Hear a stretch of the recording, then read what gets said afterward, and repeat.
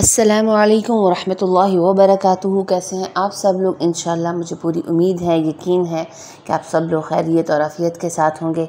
रमज़ान का बाबरकत महीना बस गुज़रता जा रहा है और हम हाथ मलते रह जाएंगे। एक दिन आएगा जब ज़ाहिर है कि ये महीना भी तमाम हो जाएगा, बरकतों वाला और अज़मतों वाला। तो इसी महीने की मुनासिबत से एक और वीडियो आपकी खिदमत में लेकर आई हूँ और आज हम डिस्कस करेंगे तहज्जुद की नमाज को, कि तहज्जुद की नमाज की क्या अहमियत है, फ़जीलत है और नबी करीम सल्लल्लाहु अलैहि वसल्लम की ज़िंदगी का क्या मामूल रहा कि उन्होंने इस नमाज को किस तरह पढ़ा और इसके बारे में उन्होंने क्या फ़रमाया। तो चलें अपनी वीडियो का हम आगाज़ करते हैं। मैं आपके सामने चंद अहादीस रखती हूँ नमाज के हवाले से, जो नबी करीम सल्लल्लाहु अलैहि वसल्लम के इरशादात हैं, तो उनको सुन के आप ख़ुद इस नतीजे तक पहुंच जाएंगे कि इस नमाज की कितनी फ़जीलत है। नबी करीम सल्लल्लाहु अलैहि वसल्लम ने फरमाया कि नमाज तहज्जुद पढ़ा करो, क्योंकि वो तुमसे पहले जो सालिहीन हैं उनकी रविश है, तुम्हारे रब का कुर्ब हासिल करने का, गुनाहों की माफ़ी और गुनाहों से बाज रहने का ज़रिया है। फिर नबी करीम सल्लल्लाहु अलैहि वसल्लम ने फरमाया कि अल्लाह ताला उस आदमी पर रहम फरमाए जो रात को उठा और उसने नमाज तहज्जुद पढ़ी, फिर उसने अपनी बीवी को जगाया, उसने भी नमाज तहज्जुद पढ़ी, और अगर वो उठने से इनकार करे तो उसके चेहरे पर पानी के छींटे मारे। इसी तरह अल्लाह ताला रहम फरमाए उस औरत पर जो रात को उठी और नमाज़ पढ़ी और फिर अपने खामिंद को जगाया और उसने भी नमाज़ पढ़ी, और अगर उसने इनकार किया तो उसके चेहरे पर पानी के छींटे मारे। ये मैं आपको जो कुछ भी सुना रही हूँ ये अहादीस के अल्फाज हैं, ठीक है।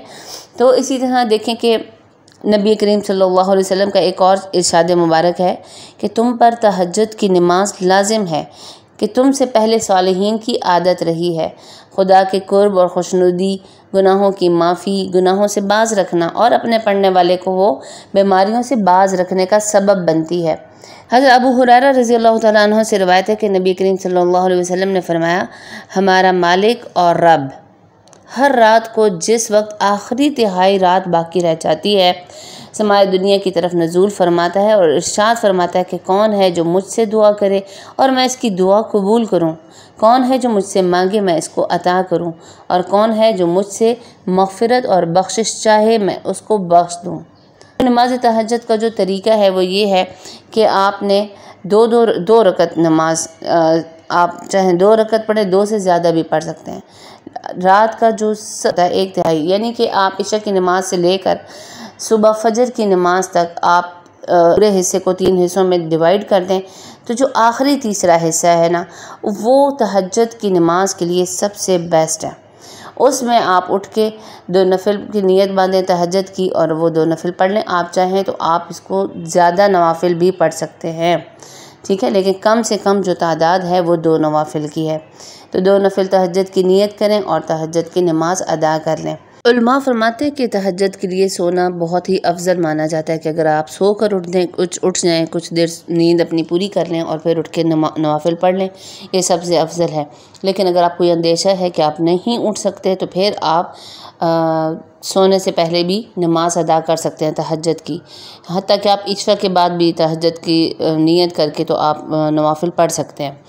तो क्योंकि कुछ लोग होते हैं जो एक दफ़ा सो जाएं फिर उठते नहीं हैं, तो अगर किसी को पक्का ये इस बात का यकीन है कि वह नहीं उठ पाएगा तो वो पहले भी इस नमाज को अदा कर सकता है, ठीक है। और वैसे नबी सल्लल्लाहु अलैहि वसल्लम का मामूल रहा है कि वो इशा के जो वितर हुआ करते थे वो सबसे आखिर में पढ़ा करते थे, यानी तहज्जुद की नमाज अदा करके तो आखिर में वितर पढ़ा करते थे। तो ये भी सबसे अफजल है। लेकिन अगर कोई ज़ाहिर है कि अगर उठ ही नहीं सकता तो फिर उसके वितर भी कज़ा होंगे, तो बेहतर है कि वो पढ़ के सोए। तहज्जुद की नमाज की फ़जीलत आप देखें, अहमियत यहाँ से पता चलती है कि जब रात का तिहाई हिस्सा हो जाता है तो अल्लाह ताला आसमान दुनिया पर तशरीफ़ लाते हैं और फरमाते हैं कि है कोई मुझसे बख्शिश मांगने वाला या रिस्क मांगने वाला, माफ़ी तलब करने वाला, तो मैं उसको अता करूं।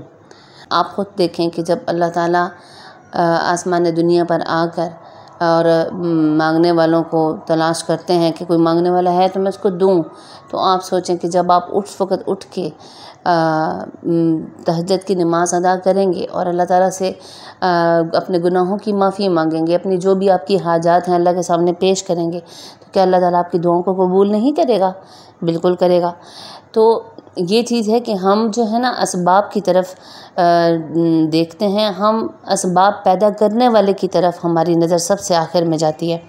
तो जब भी आपकी ज़िंदगी में कोई मुश्किल आए ना, कोई परेशानी आए, तो सबसे पहले अल्लाह ताला की तरफ देखा करें। 2 नफिल पढ़ के अल्लाह के हुजूर सजदा रेज़ हों, हाथ उठाएं, दुआ मांगें, वो सब की सुनता है, आपकी भी यकीनन सुनेगा। उम्मीद है आपको मेरी वीडियो पसंद आई। मेरी वीडियो को लाइक और कमेंट करना बिल्कुल मत भूलिएगा। बेल आइकन प्रेस कर दें ताकि जो भी न्यू वीडियो हो आपको उसका नोटिफिकेशन मिल जाए। इंशाअल्लाह ताला नेक्स्ट वीडियो में आपसे मुलाकात होगी। अपना बहुत सा ख्याल रखिएगा। अस्सलामु अलैकुम व रहमतुल्लाहि व बरकातुहू।